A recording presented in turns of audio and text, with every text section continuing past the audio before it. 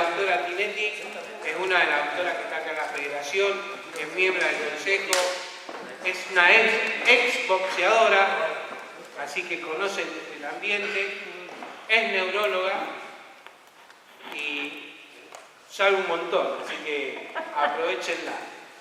Pero el error fue mío, que pensé que no vi y pensé que el año pasado la habían tenido. Pero bueno, ahora está. Bueno, así que van a tener una clase muy difícil, porque como yo pensé que ya habíamos tenido el primer nivel, les preparé. Él es mi técnico de boxeo. Yo boxeé durante 20 años, cuando el boxeo femenino no existía. Ya andaba haciendo de las mías. Bueno. Es una transgresora, ¿no? Sí, sí, por suerte. Si no, es muy aburrido. Bueno, chicos, así que ninguno estuvo en la clase del año pasado.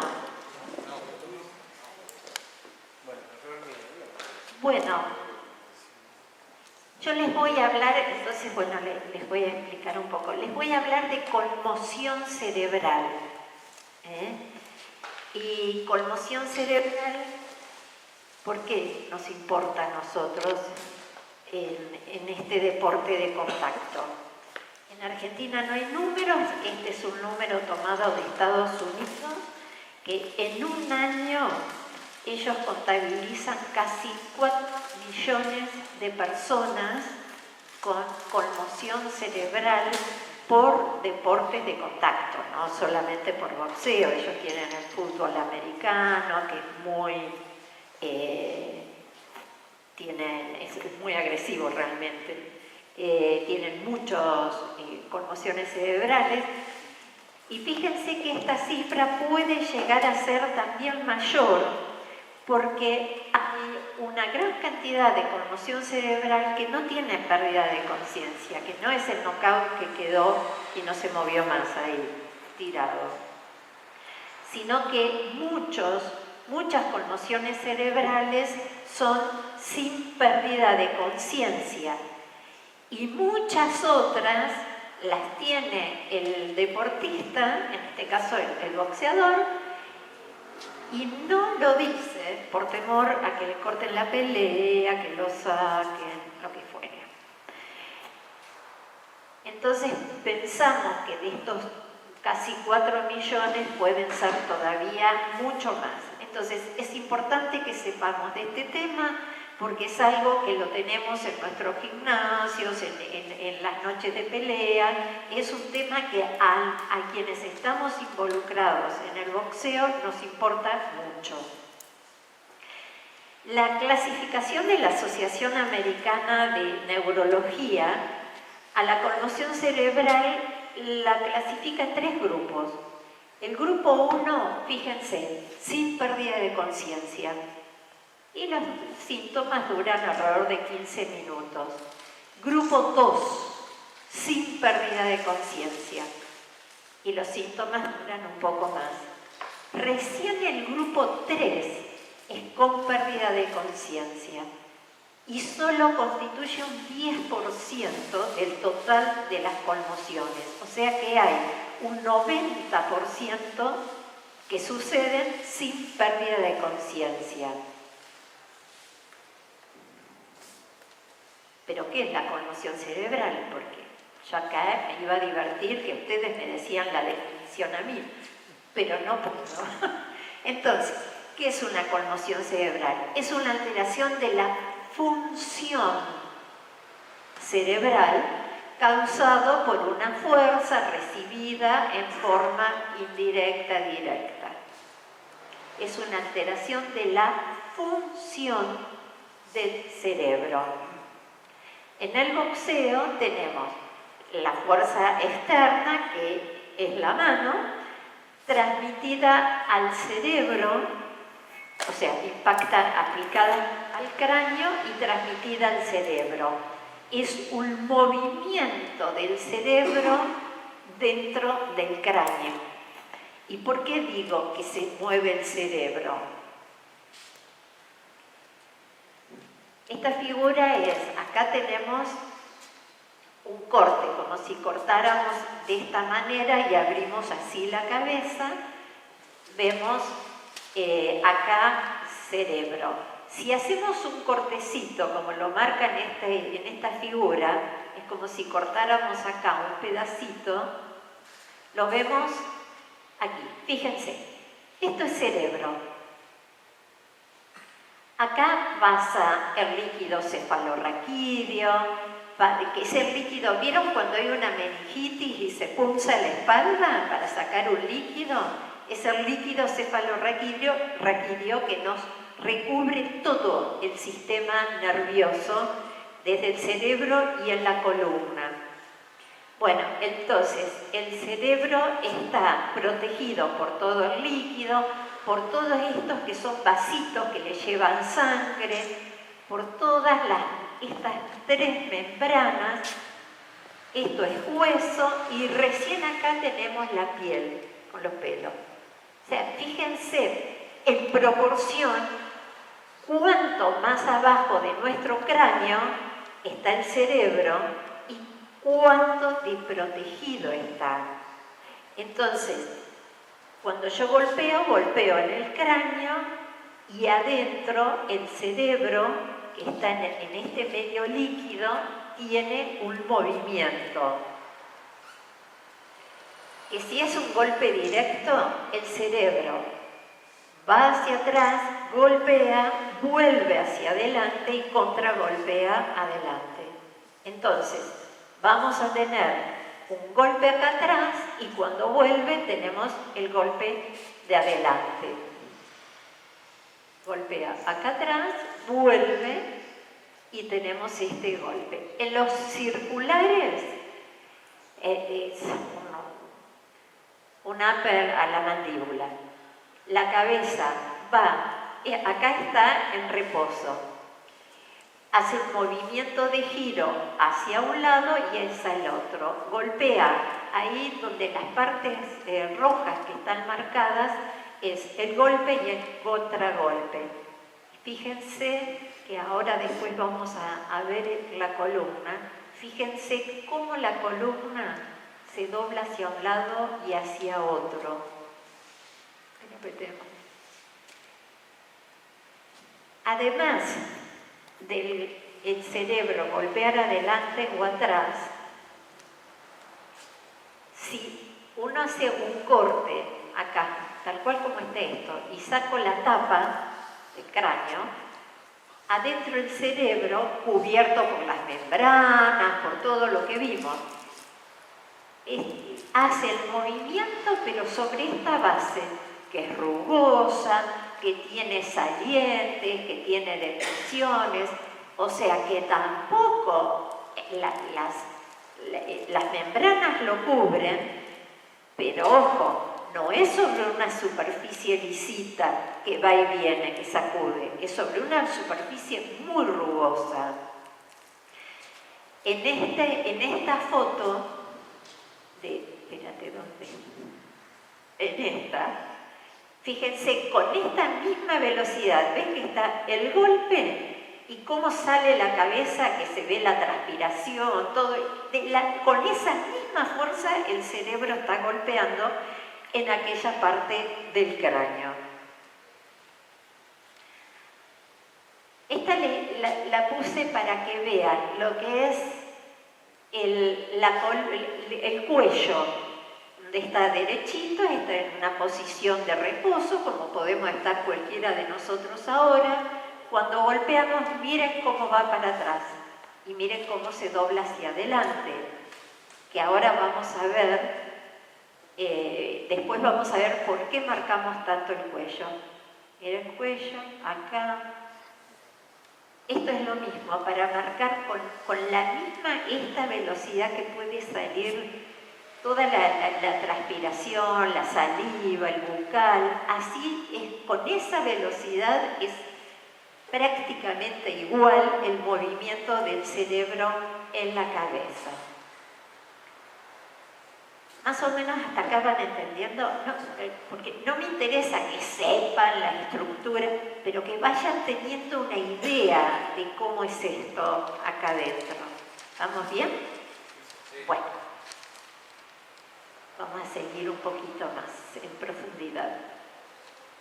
Esto es como si yo hiciera un corte en el cerebro y tengo la parte más superficial. Esto son todas neuronas y estas son las prolongaciones de las neuronas, que son estas, que se llaman axón. Es todo esto.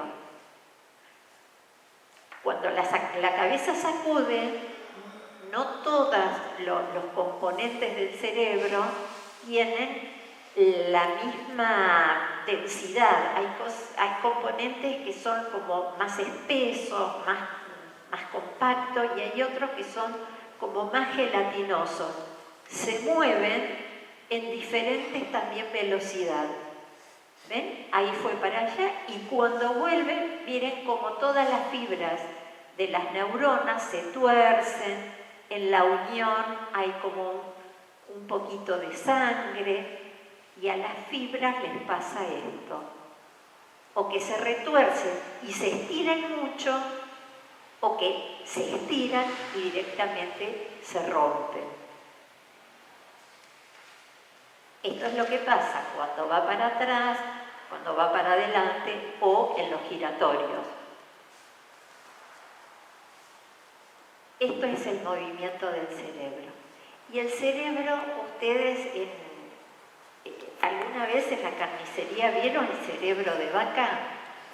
Bueno, y lo han tocado, vieron que es una cosa grasosa y que se rompe con mucha facilidad.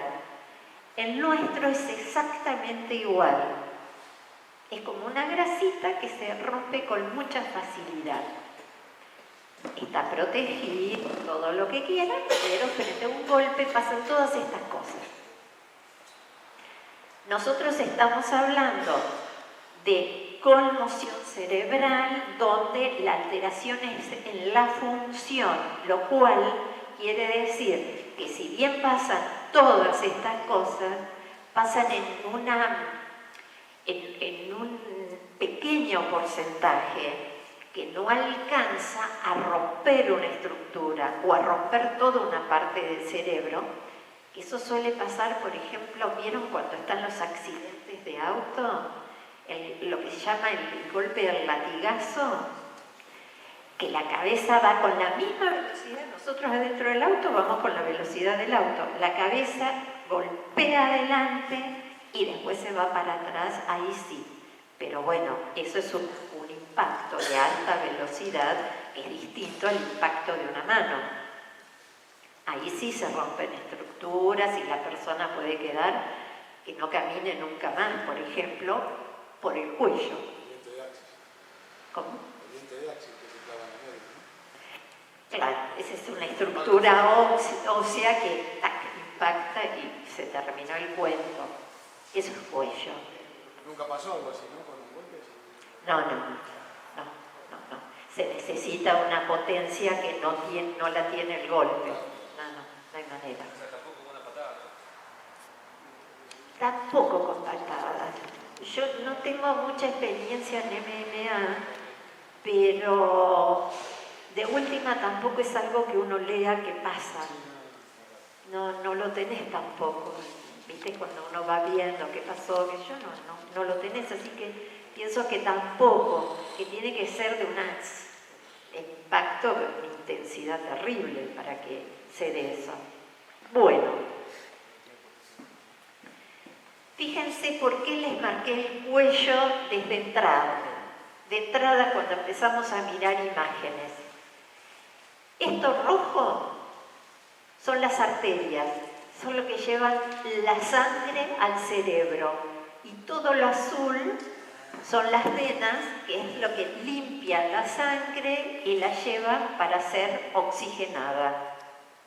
Acá es en un frente, sacando los músculos más superficiales, ven, los rojos acá están detrás de las venas azules Detrás están las arterias que llevan la sangre al cerebro. En cualquiera de estos golpes, tanto en este que va para atrás y para adelante, este que es giratorio, este que es giratorio, también, además del cerebro, ¿qué puede pasar? Que al tener el giro rápido, oprimimos estas arterias, las arterias que llevan la sangre, dejamos sin sangre un segundo el cerebro y también se desconecta. Esta es la importancia del trabajo del cuello. El cuello es algo que nos puede proteger muchísimo las conmociones cerebrales.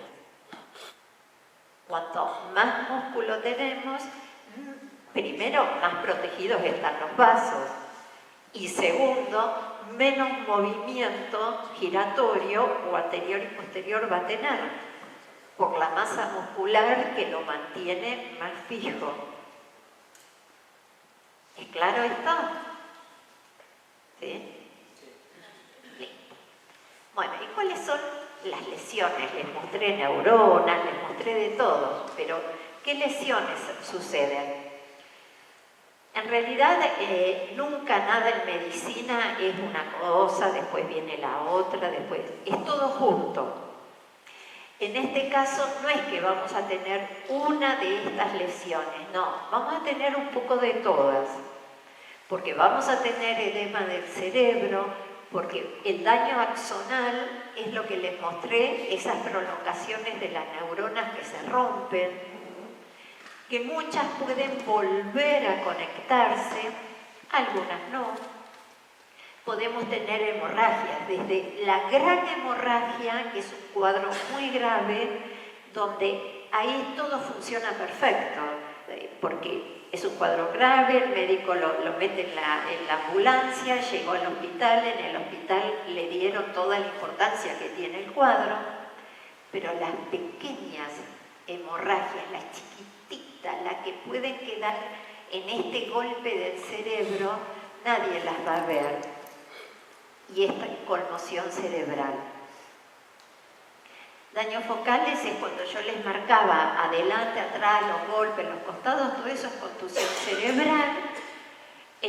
Bueno, acá no hay compresiones por el hueso, porque eso es cuando, qué sé yo, una bala, por ejemplo, entra en el cerebro, el mismo cráneo te va aplastando el cerebro. Y los distintos tipos de hematoma.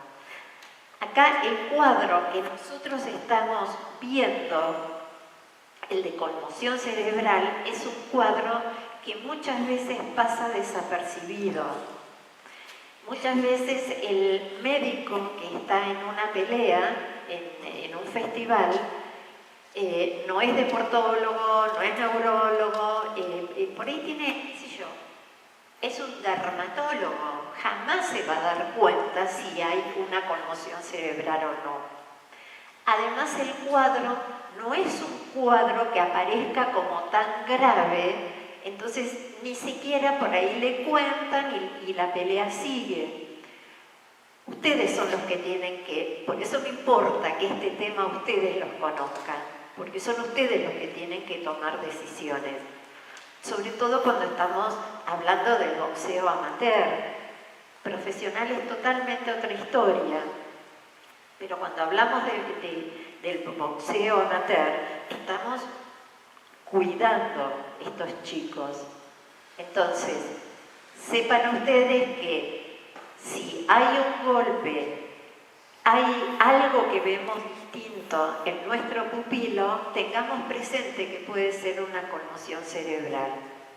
Y pueden parar la pelea, aunque el pibe no quiera, aunque el árbitro no entienda, aunque el otro segundo se recaliente. Ustedes ven algo raro, pueden pararla. Es mejor parar una de más y no una de menos. Cuando tenemos el golpe entonces en la cabeza y pasan estas cosas, que el cerebro se sacude y que, bueno, lo que en realidad empieza a pasar es una alteración química en el cerebro Esto es una neurona que recibe el golpe y va y larga distintas sustancias en el cerebro, empiezan a entrar otras que no tienen que entrar. Hay una disminución en la función de esa neurona. Van dando todo un cambio en la función de la parte que sufrió el impacto, que se da fundamentalmente a nivel de la conexión de una neurona con otra. Entonces, como el organismo realmente es una máquina perfecta, inmediatamente se pone en funcionamiento para empezar a reparar el daño que se produjo en esa sacudida, con todas sustancias que empieza a liberar o que empieza a necesitar, pero nosotros estamos en un cuadro que en ese momento el cerebro tiene menos sangre y tiene menos glucosa, que es lo que necesita nuestro cerebro para repararse. En realidad siempre las dos únicas cosas que necesita el cerebro es la glucosa y el oxígeno que le llega por la sangre. Con esas dos cosas no necesita más nada. Pero después de un golpe estamos en una situación donde la circulación en el cerebro disminuye. Y hay todo un proceso que está requiriendo más glucosa para empezar a repararse. Entonces, ¿cuánto tiempo piensan ustedes que duran todos estos procesos? Entre que recibió el golpe, empieza que hay sustancias que salen, otras que entran. ¿Cuánto piensan que dura todo este proceso? ¿Recuperarse o más o menos? Desde el momento del gimnasio. Sí, para recuperarse. Por ejemplo, como el sí. 30 días. Claro, dependiendo de la 30 días. Que el knockout, por ejemplo. Sí. En un knockout, sí. A veces 3 años. 3 meses sin knockout. Por eso también hay 3 meses como mínimo. Bueno, bien. La licencia, el reglamento, no la licencia, el reglamento nos dice 1 mes sin actividad de gimnasia. 1 mes. Todos los reglamentos, no solamente el de nuestro deporte, todos los reglamentos de cualquier cosa se arman de acuerdo a un promedio y un margen de protección. Entonces sabemos que estos procesos alrededor de 1 mes están resueltos. Ahora, si aparece o si persisten los síntomas, no importa, más allá de lo que diga el reglamento, nosotros vamos a saber, conociendo a nuestro pupilo, que no es el mismo, que tiene un cambio en la personalidad. Ahora vemos los síntomas. Vamos a empezar a frenarlo y a cuidarlo también. ¿Qué? Justamente ahí con la pregunta, está bien, si es un knockout sabemos son 30 días, pero mejor no llega a knockout, sigue la pelea. ¿Cómo se detecta y cuánto sería el tiempo de recuperación? El tiempo de recuperación en esto más o menos es siempre 30 días. El punto es cuando, por eso es la importancia de esta clase, cuando no fue un knockout, sino que fue un golpe que lo sintió. Entonces sentí la mano, que me sentí inestable, que vi las estrellitas,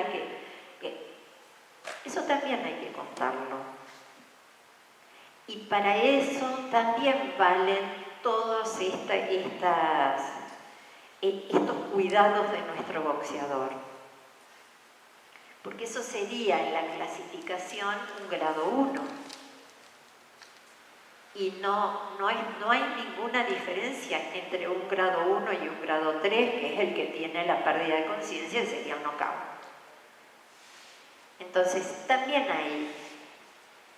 Y lo importante es que si nosotros conocemos los síntomas, nosotros podemos cuidar a nuestro pupilo. porque no se puede hacer en nada, esto no existe, algo, un reglamento que incluya las particularidades de cada uno. No existe. Pero sí nosotros, que conocemos a nuestros pupilos, que sabemos cómo son, que sabemos qué carácter tienen, bueno, que deberíamos conocer, porque es obligación del técnico, conocer a cada pupilo y saber en qué situación está y después de una pelea cómo se siente. Ustedes tienen que manejar estas situaciones en cuidado de los chicos, obviamente. Entonces, duran alrededor de 30 días todos estos procesos. Pero,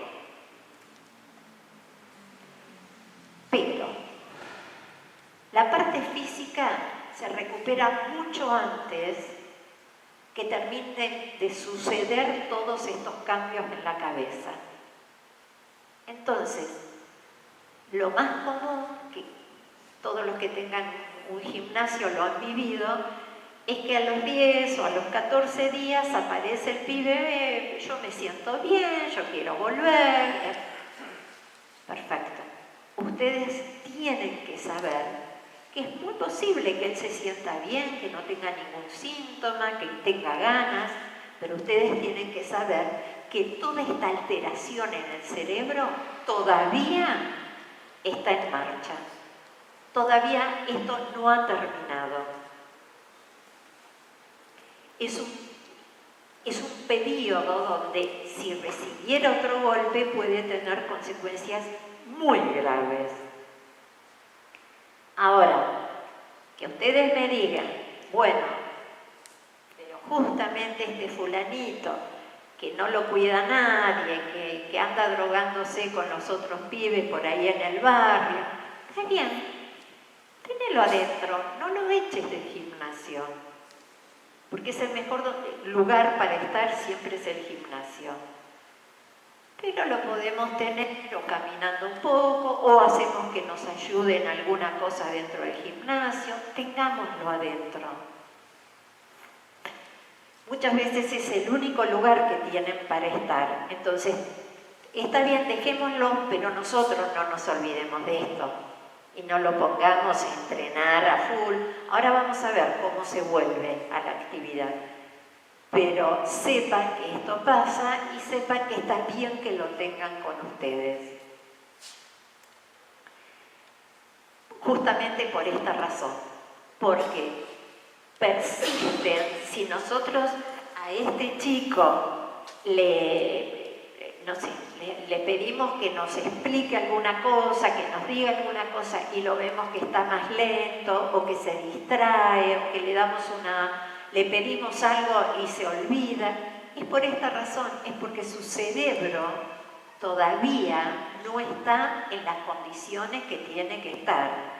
Y si le pedimos un estudio, ya sea un electroencéfalo, una tomografía, van a ser normales, porque no hay nada roto, es la función por esta alteración química que les dije, la que está alterada.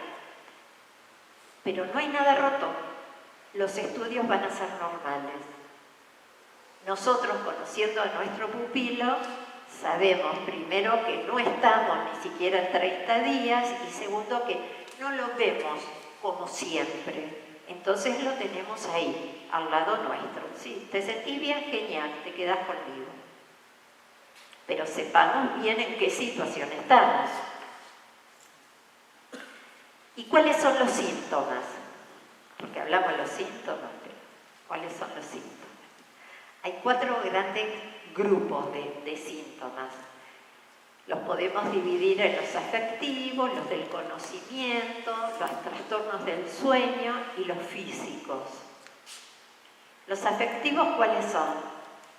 La ansiedad, nerviosismo, que no sabemos si se ríe, si empieza a llorar, en esa cosa que va y viene con el humor, o que está más irritable, o que tiene un cambio en la personalidad. Un pibe que era por ahí tranquilo, lo vemos irritable. Bueno, Esto es uno de los síntomas de conmoción cerebral. Los cognitivos, los del conocimiento, los del trabajo del cerebro, lo podemos tener, esto que no se acuerda, por ejemplo, cuando recibió el golpe, que no puede o no se acuerda claramente cuando salió del ring, cuando bajó, o tiene dificultades para concentrarse, o está como desorientado, que tiene una sensación de niebla, de lentitud, trastorno en el habla. El sueño puede alterarse para cualquiera de los dos lados. O puede ser que duerma mucho, más que lo habitual, o al revés, puede ser que le cueste dormirse. Esto puede pasar en cualquiera de los casos. Y el último grupo son las alteraciones físicas. La más común es el dolor de cabeza.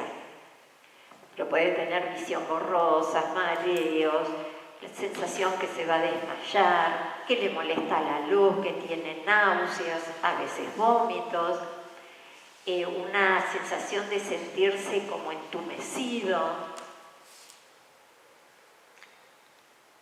Fíjense que no hay en ninguno de los niveles donde hay síntomas, ningún síntoma es como bien definitivo para decir mi pupilo tiene una conmoción o no. Es un grupo de síntomas y que se van a dar cuenta si lo conocen. Si no, les va a pasar todo por acá, por delante de la nariz y no se van a dar cuenta. Bien, ¿y esto tiene consecuencias?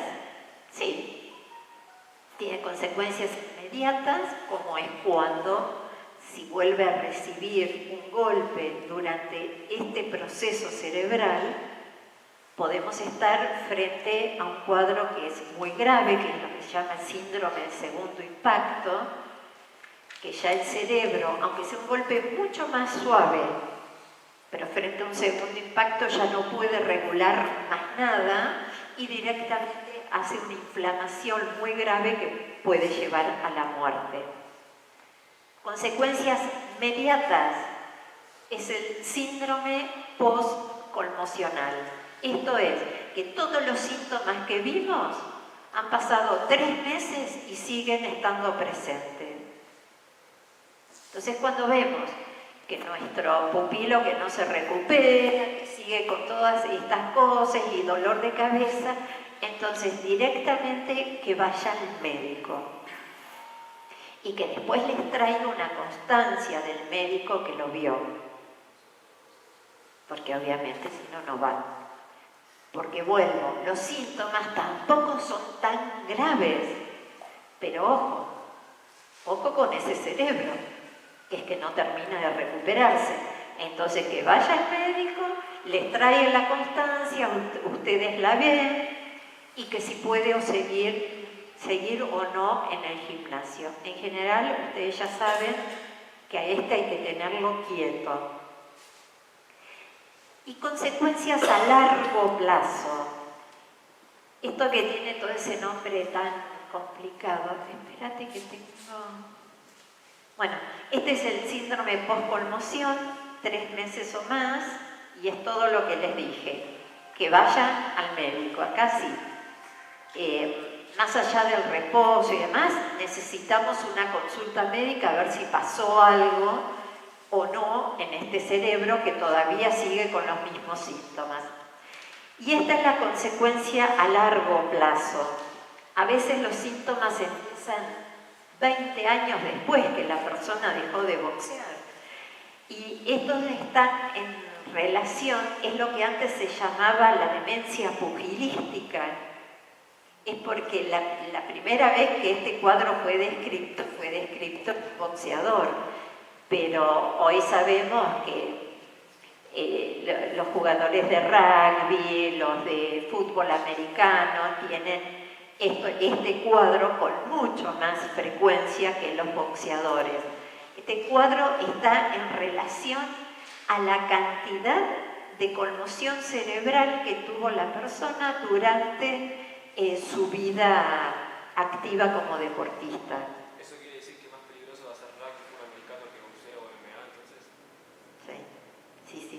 la cantidad de impactos es mucho mayor que el boxeo. Es mucho mayor, sí, sí, sí. Incluso con el otro grupo estábamos comentando que ahora hay unos aparatos para ir midiendo que en el bucal.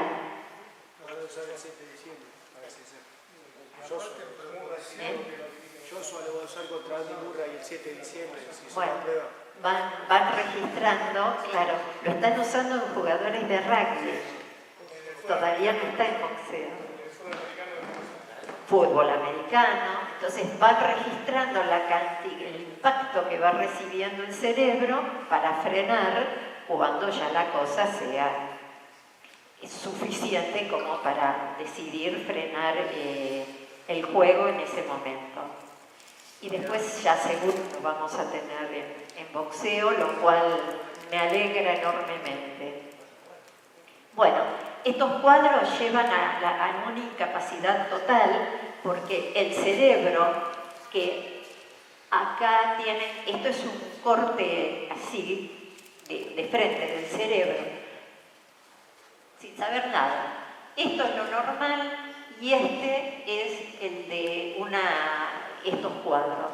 Ven que está como una masa de uva achicharrado, que tiene agujeros mucho más grandes. Eso es todo porque la masa encefálica está disminuida.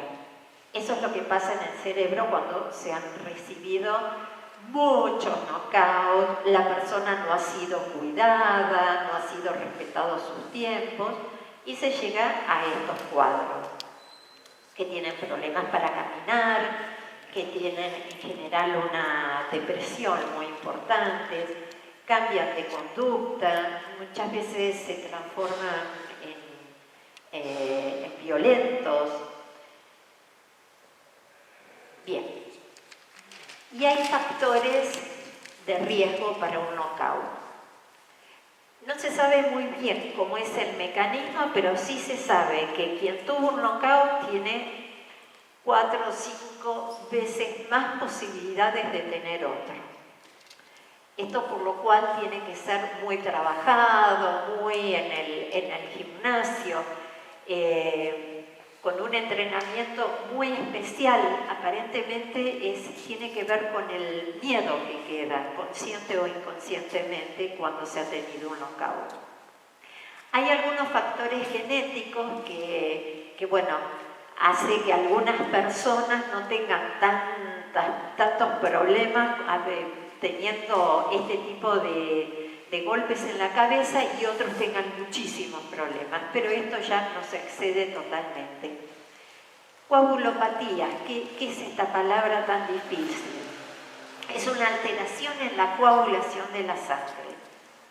Chicos, cuando hay una pelea o cuando de pronto un guanteo en el gimnasio se hace un poco más fuerte, que ustedes lo cortan como tienen que cortarlo, pregunten siempre, no si tomó algún remedio, porque la aspirina ha perdido este valor de remedio, porque es muy común. Entonces uno dice, ¿tomaste algún remedio? No. ¿Tomaste aspirina? Ah, sí, me tomé una aspirina.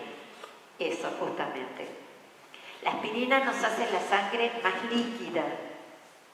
Entonces, si tenemos un golpe y estamos en el límite entre que sangra y no sangra, si tenemos una aspirina en el organismo dando vuelta, vamos a sangrar.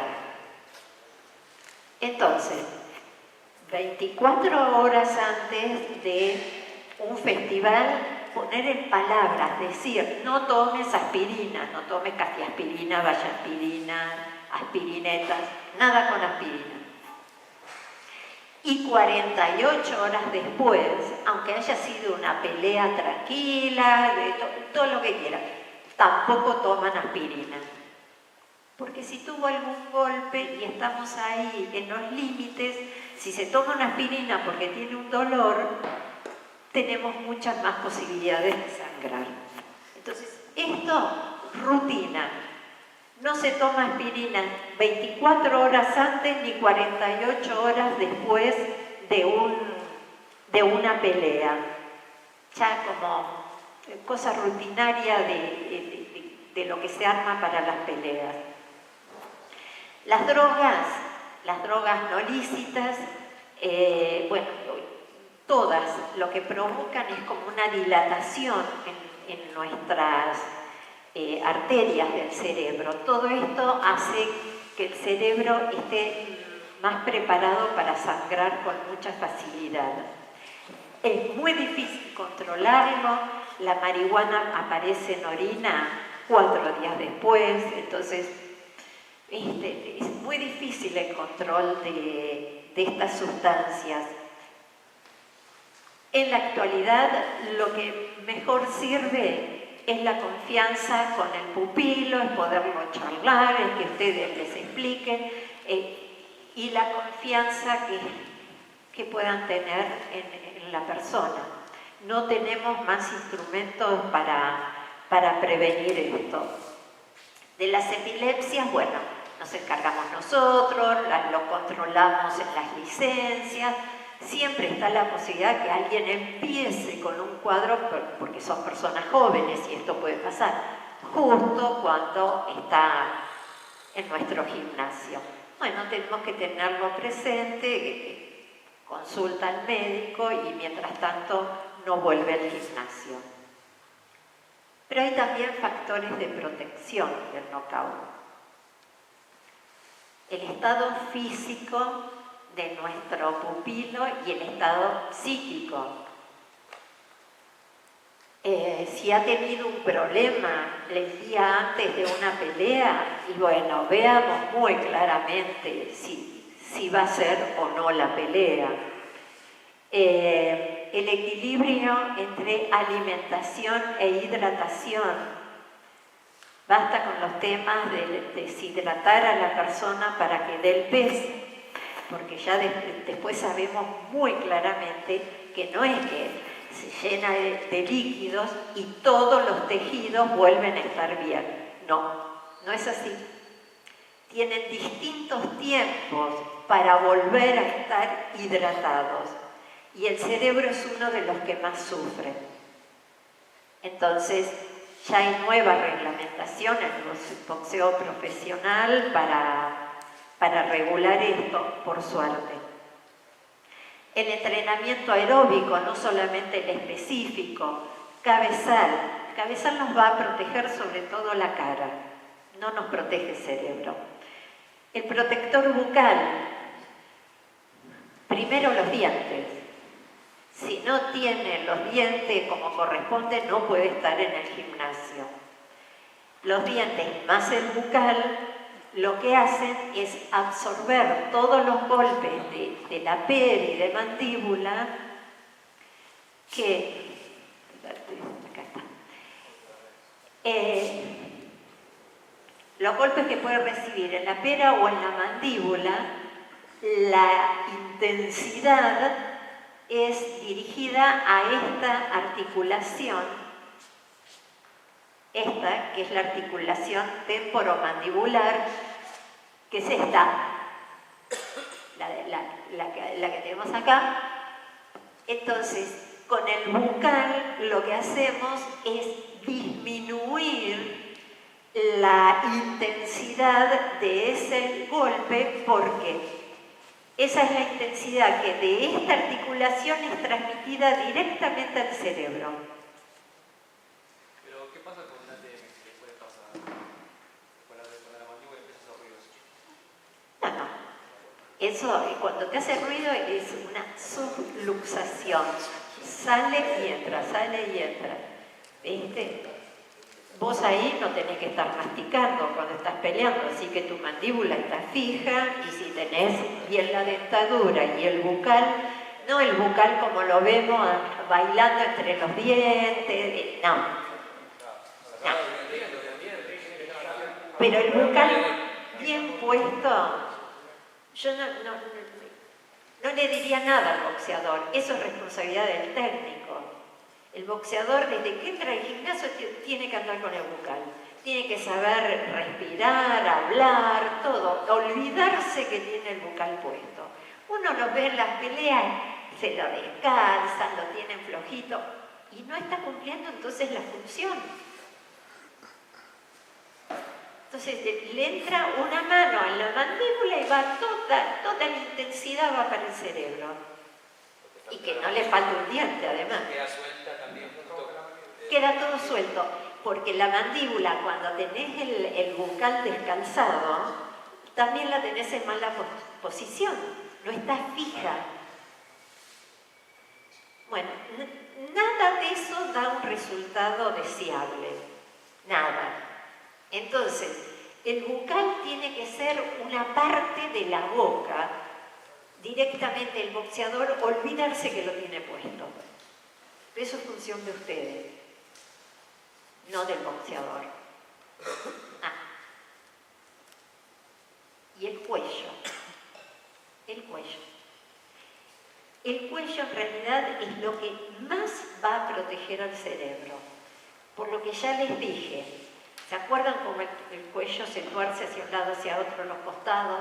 Que tenemos todas las arterias que llevan la sangre. Entonces, a mayor masa muscular, más protección de todas las arterias, los vasos, y el cuello, cuanto más grueso, menos posibilidad de moverse en cualquiera de las direcciones, porque ocupa más lugar, está más fijo, tiene más fuerza, va a costar más moverlo. Trabajen el cuello. Es lo que más protege de una conmoción cerebral. Bueno, después de una conmoción, la Asociación Americana de Neurología recomienda que cada deportista debe ser manejado individualmente. Esto es lo que ya les dije. Tenemos un reglamento, pero más allá del reglamento es lo que presenta nuestro boxeador. Si a los 30 días, aunque tenga la licencia firmada, ustedes ven que tiene algún síntoma, que tiene algo, nada, que vaya al médico. No puede estar adentro del gimnasio, no puede estar entrenando. Algo le pasa, tiene que ir al médico. Y no importa, vuelvo a insistir, que la licencia esté firmada porque el electro dio normal. Acuérdense que les mostré que puede ser que el electro esté normal y una tomografía también. Y nuestro pupilo no está bien. Entonces, el manejo siempre es individual. Y que por supuesto lo que va a determinar cuándo vuelve al deporte es el riesgo del deporte que tiene ese deporte para volver a provocar una conmoción.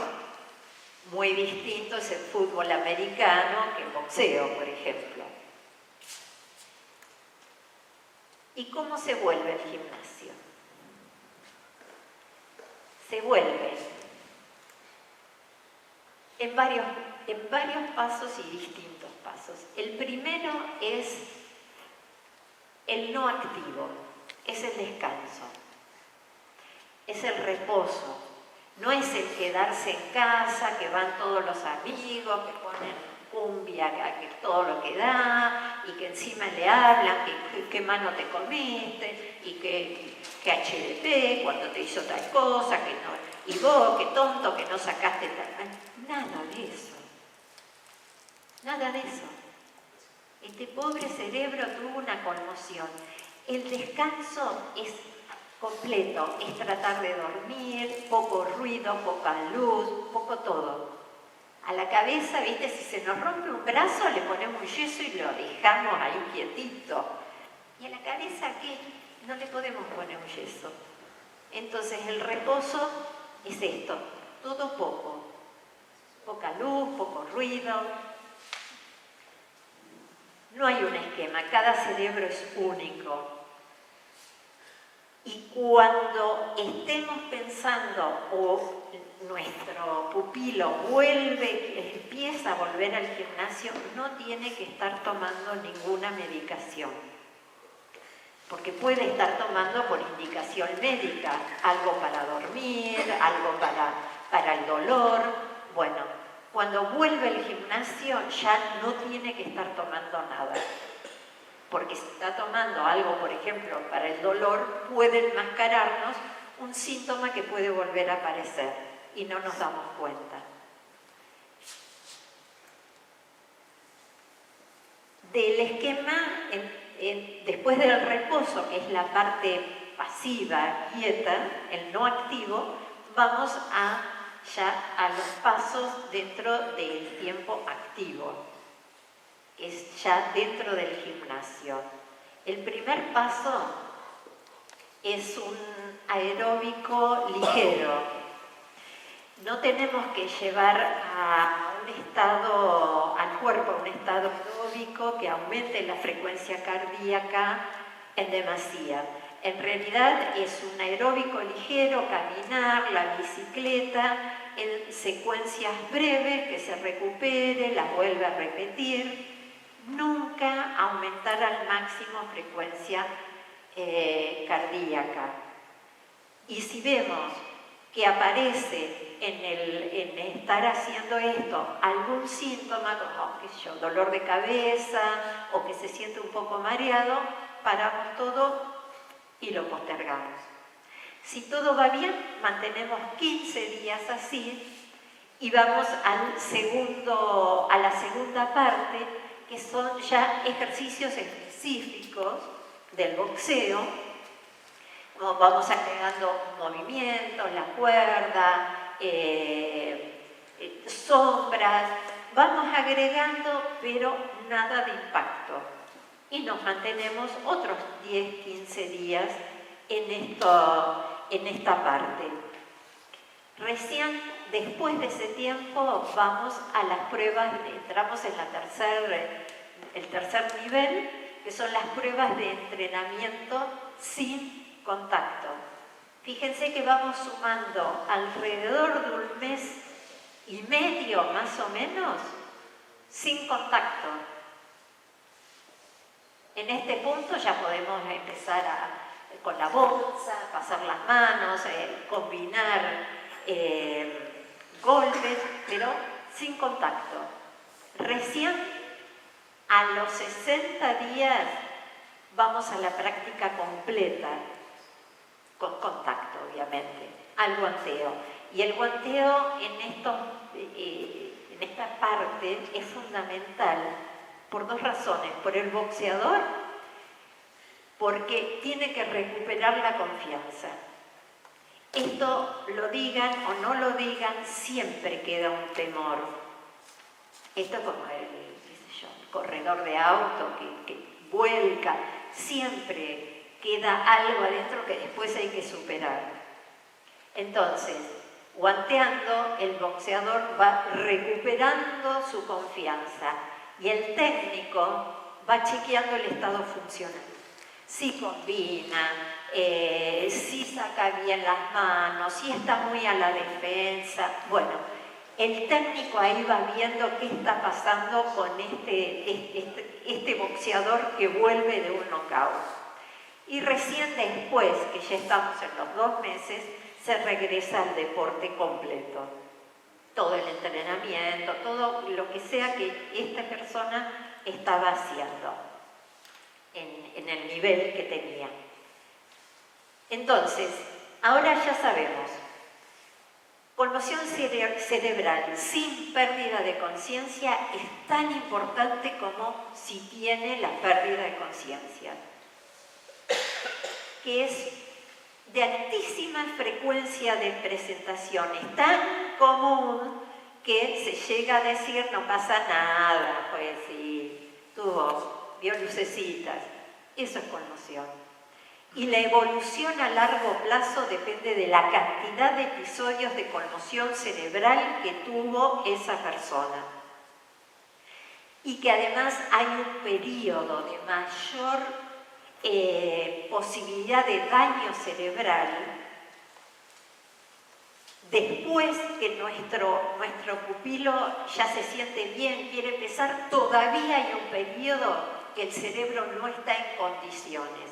Entonces, teniendo estos conocimientos ya ustedes en la cabeza, tienen que sentirse muy seguros cuando deciden parar una pelea, y deben ser inflexibles, porque acá tenemos las presiones de todos lados, desde el mismo boxeador que aún sin saber muy claramente dónde está, quiere seguir, porque eso es propio de la adrenalina, el seguir, y no importa. Y a veces después, cuando uno interroga, ni siquiera se acuerdan que querían seguir y que se le ponían al técnico. Ustedes saben lo que está pasando en el cerebro, no importa que hasta el otro compañero del rincón le diga qué te pasa, nada, ustedes toman la decisión, saben por qué toman la decisión y no les importa todo lo que dicen todos los que están afuera, porque en las manos de ustedes está el cerebro de cada uno de sus pupilos, solo en las manos de ustedes. Bien, a ver, preguntas, ¿quieren que sigamos un poco? Sí, Destino. El knockout o pérdida de conciencia suponía una desconexión de la función cerebral. Es una alteración de la función del cerebro, sí. Esa reconexión, ¿cuánto tiempo insume en el momento del impacto? Digo, no, tiempo para volver a entrenar, no, para recuperar ese estado de conciencia plena. Vos podés, en nada, es cuestión de segundos, poder, pero tu función no es la misma. No es la misma. Sí, vos podés inclusive ni siquiera llegar a perder la conciencia. Esto que les decía, cuando se sienten, viste que les empiezan a contar y uno los mira y les ve la mirada perdida, Levanta la adrenalina, pero en realidad no estás para seguir. Claro. La adrenalina te va a decir que siga. La adrenalina, que es lo que, si quieren, les cuento ahora un poco, pero es lo único que los mantiene, viste, que es como que hay que contener y frenar. No sabe dónde está, pero quiere seguir. Sí, ¿Por qué eso se sí. produce el vómito cuando hay un problema de golpe fuerte? Por edema, por inflamación en el cerebro. Y todos los controles del vómito están en el cerebro, entonces cuando hay un edema es como que se pone en función un mecanismo que te activa el vómito. ¿Cuánto tiempo recomienda que uno duerma cantidad de horas? Promedio, 5 horas, 4. Hay algunos que trabajan y que hagan actividad física. Al principio, mira, te lo marca el mismo cerebro, porque como para descansar el cerebro. y es la forma en que se recupera con el sueño. Por eso es tan importante, los que al contrario quedan como que no se pueden dormir, es tan importante bajarlos, ¿viste? Aunque hay unos que quedan muy Sí. alterados y tardan. Sí. ¿Es recomendable evitar que se queden dormidos inmediatamente después del impacto? Sí, en general se los acompaña, viste, que no se duerman, entre que se dan la ducha, que se cambian. Y es aconsejable que el técnico los acompañe, si pudieran 1 o 2 horas quedarse sería lo ideal. Porque en estos casos, cuando el cuadro empieza un edema cerebral, empieza a evolucionar rápido. Después puede dormir. Lo que muchas veces se hace, inclusive en la internación, ponele que tuviera internación, es que lo dejas dormir y más o menos cada 2 horas uno va y lo despierta. Pero lo despertás, que te hable, que vos te des cuenta que está bien, que está ubicado y no que te pasó del sueño al coma. Puede ser que haya también, cuando un síntoma puede ser que no vea bien, que vuelve bien, tiene coordinación, pero que no vea bien, que no vea golpe de costado, que no lo sienta, que no vea cuando viene, que tenga como punto ciego. ¿Eso tiene que ver con el cerebro o es más de parte del ojo? Y depende, porque puede ser, pero eso no pasa así nomás en una conmoción. Pero no es un síntoma producido después de un knockout, como alguien que está, que todo lo que usted... Pero ahí hay que ver. desde el ojo, qué pasó con la retina, si pasó algo, Claro. o el cerebro en la parte de la visión. Generalmente eso es más control del oftalmólogo, Bueno, pero está de la retina. relacionado esa parte con el cerebro. Cuando es del cerebro es distinto. Y es más de tipo irritativo. Es más esto que veas como que la luz brilla demasiado, o esto de que te dicen las estrellas que ven, es como más de irritación de la corteza visual, más que para atrás, que no ver.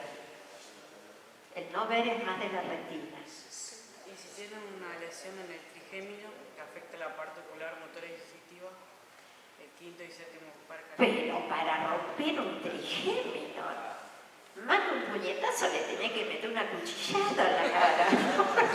Claro, No, pero si es un golpe de atrás, por ahí no, el trigémino, mira, sale más o menos a esta altura con las 3 ramas, pero se mete en la profundidad aquí nomás.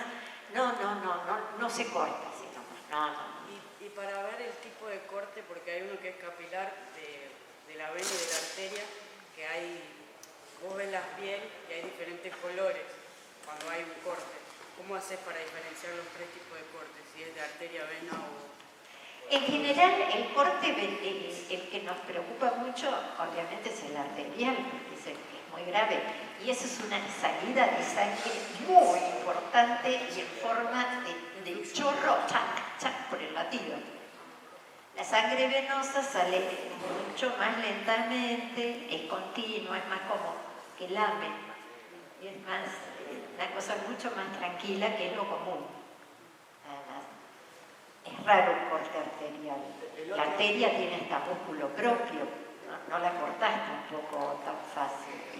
El otro día, en un programa especial de Brian Castaño contó una anécdota que tuvo en el gimnasio donde él estaba, que falleció un boxeador por un golpe acá atrás. Golpe conejo. Eh, Como dicen en inglés. Sí, estaban en un guanteo, un amigo, 2 compañeros de él. Cuando van a tirar el 1-2, va el 2, este movimiento para atrás, recibe el 2 y pega con el vamos a suponer, el poste del ring. No estaba cubierto el poste del ring, bueno, cae y nada, se dio el guanteo, contaron, siguieron, bajaron y dicen que se fue a dormir, este muchacho se quedó como dormido, ellos son compañeros de gimnasio, si pueden ver, véanlo porque está bueno como lo cuento. La cuestión que lo sintió roncar, Brian Castaño, lo sintió roncar, se quedó dormido, dice. No, tuvieron que salir volando al Parón 100 y el muchacho falleció.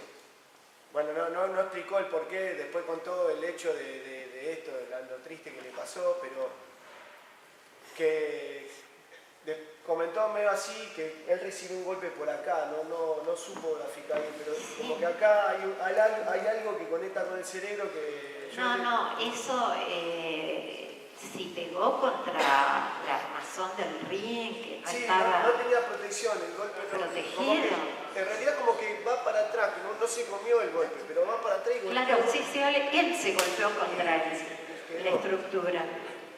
Lo más posible es que se haya provocado un hematoma de tipo venoso, que van sangrando lento y... Eso es muy común, digo, en los gimnasios que no tienen protección en los rincones.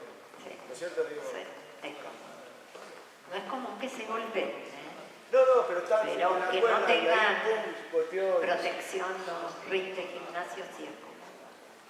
¿Y puede haber alguna lesión del disco cervical en el disco? Lo mismo que antes, ¿no? Es muy fuerte. Improbable. Piensen que además es gente muy joven, que por otro lado es sana. Y si ustedes han trabajado bien el cuello, no tienen ninguna posibilidad. El ejercicio que usted recomienda sería entonces hacer con bandas de resistencia o bandas elásticas, y veo mucho que muchos boxeadores profesionales usan una banda de resistencia con peso, que hacen así y la hacen con 10, 15 kilos. ¿Serían entonces esos labores ideales o hay otros ejercicios que usted recomiende más? No. Yo no... Esto esto lo decide cada técnico, pero los ejercicios con peso no es lo que más se recomienda. Sí que tengan fortalecida la parte de... Claro. Totalmente, sí, pero no con peso. Chicos, ¿quieren que les hable un poquito de la adrenalina o ya no?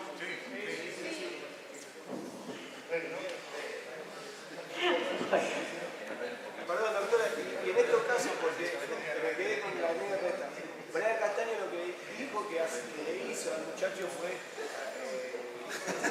una respiración con la boca, sacarlo, levantarlo, como llevaron bien. ¿Qué es lo recomendable cuando pasa una situación como esa? Como compañero, como técnico, ¿qué es lo recomendable? ¿Es lo que hicieron? Escuchen. La boca, dejarlo fijo, inmovilizarlo, ¿qué hacer? Porque después, bueno, lo que contó como tuvo una negligencia, mucha pérdida de tiempo en el hospital, podría haber salvado. Él hace una crítica a eso también, porque él dice, entramos a la guardia y nada, y nos tuvieron ahí, y él estaba bien. Sí, eso pasa. Pero, o sea, hay que dejarlo quieto, respiración boca a boca, aire. Respiración boca a boca no se usa más. No, él dijo eso, no sé si... En ningún curso de reanimación ya no se hace respiración boca a boca, es masaje cardíaco lo que se hace. En RCP sí, no se hace más. Chicos, frente a un golpe de esa importancia, es por supuesto sacarlo, si es posible, horizontal. Y no sé si en el gimnasio, todos los gimnasios tienen los cuellos para inmovilizar. No sé, pero al menos sacarlo horizontal y llevarlo a un centro. Y sí, las guardias es otro capítulo. Sí. Bueno, ¿qué les parece? ¿Qué es la tensión nerviosa? ¿Qué pasa cuando están nerviosos? ¿Qué pasa? Y los músculos se tensan más de lo normal. ¿Sí? Bueno, mira. El sistema nervioso tiene tres partes. Una, la que estuvimos hablando recién, que es el encéfalo, el cerebro, que es el céfalo y la médula, que es lo que tenemos que nos va por los huesos de la espalda. Después hay otra parte que es el sistema nervioso periférico, como nombró el trigémino acá, o los nervios que nos van en los brazos, las piernas. Y tenemos una tercera parte de este sistema nervioso, que es el sistema nervioso autónomo. Autónomo porque se maneja solo. Es autónomo de nosotros, no depende de la voluntad y hace lo que quiere. Y ese es un problema. Hace mucho lo que debe, porque, por ejemplo, todo un proceso digestivo es con este sistema nervioso que lo hacemos. El corazón late por este sistema nervioso, que no es control nuestro. Pero este sistema nervioso tiene dos partes. La parte del sistema nervioso simpático manejado por la adrenalina y el parasimpático, que es la acetilcolina. El gatito con los ojos así, la cola parada, ese es el efecto de la adrenalina. ¿Qué hace? Que nos prepare para pelear o para huir. Nosotros nos preparamos, nuestro cuerpo se prepara exactamente igual. La decisión es de nosotros, si enfrentamos o rajamos de donde estamos. Al liberar adrenalina aumenta el latido cardíaco, porque de esa manera lleva más sangre a los músculos, sobre todo los periféricos, que es lo que vamos a necesitar. Aumenta la frecuencia respiratoria para que entre más oxígeno a la sangre. Aumenta nuestras pupilas se dilatan para que podamos ver más campo visual, la tensión de nuestra tensión arterial aumenta para que esta sangre llegue bien a todos los extremos donde llega el sistema circulatorio. El tiempo de coagulación va a bajar, esto es que va a demorar, vamos a coagular más rápido, hay menos tiempo de coagulación, coagulamos más rápido si nos llegamos a lastimar. Se liberan hidratos de carbono a la sangre para tener energía, aumenta la transpiración, porque es un sistema que está en marcha a full y se tiene que refrigerar, por eso nos aumenta la transpiración. Se estimulan estas glándulas, son las que largan todas las sustancias del estrés, que van junto con la adrenalina, el cortisol, todas estas sustancias. Y se nos ponen los pelos de punta, que esto es algo que traemos de los animales. Que los animales justamente se ponen los pelos de punta cuando van a atacar a otro para parecer más grandes. Nosotros no, personalmente no parezco nada más grande con el pelito parado, no pasa nada, pero conservamos esto de los animales. Entonces, el organismo así está preparado, tiene mucho oxígeno, mucha sangre, esta sangre llega a todos los músculos, está preparado para la lucha. Y esto está bien. El tema es cuando es demasiado y se escapa de la posibilidad de controlar, porque está muy bien un poco de estrés, es el que nos hace estar activos, estar inquietos, pero cuando se nos escapa y es demasiado, perder el control. Entonces, vaya. Gracias. Los voy a anotar en la libretita. Se portaron muy mal. La libretita negra. Bueno, entonces, cuando se escapa, ¿qué nos pasa? A nivel de los conocimientos, el boxeador muy nervioso no puede tomar decisiones. No puede decir, voy a cambiar o me mantengo, freno, salgo con tal mano. No puede tomar nada, no puede pensar, así que no puede tomar ninguna decisión. Por supuesto, no está controlado, porque además su cuerpo está raro, le está dando síntomas y empieza a preocuparse por su cuerpo, así que no está concentrado en la pelea. No aprende de la experiencia pasada inmediata. Esto es que saca una mano, el otro le mete una mano y él vuelve a repetir lo mismo y vuelve a recibir el mismo contraataque. Esto muchas veces la gente que está mirando la pelea dice, ¿para qué lo suben a este que no estaba preparado? Mirá lo que hace. Y lo que pasa es esto, a lo mejor en el gimnasio lo hacía perfecto, pero si se le escapa la atención, a nivel emocional empieza a estar preocupado, por supuesto disminuye la confianza en sí mismo, al otro lo empieza a ver hasta más grande. Y a nivel de su comportamiento, todos los procesos automáticos que ya tenía en el gimnasio no saca nada. Y llega la fatiga rápidamente, está mal usando todos sus movimientos, entonces rápidamente se va a fatigar. En estos procesos es el técnico, la persona más importante para el boxeador, para que este boxeador se pueda regular y autocontrolar. Es preciso tener una buena relación, darle toda la información que ustedes sientan que el pupilo necesita y darle toda la información que el pupilo pida. No criticar, no estar, vos no servís para nada, ¿no? Que vas a hacer esto. No, nunca, jamás. Jamás eso.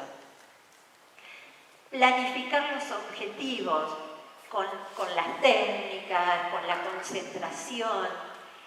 A veces decidimos para un momento determinado de un pupilo, bueno, conseguir tal cosa, y vemos que por un camino no va, bueno, no importa, no cambiemos nuestro plan de entrenamiento, cambiemos la forma de llegar a ese punto.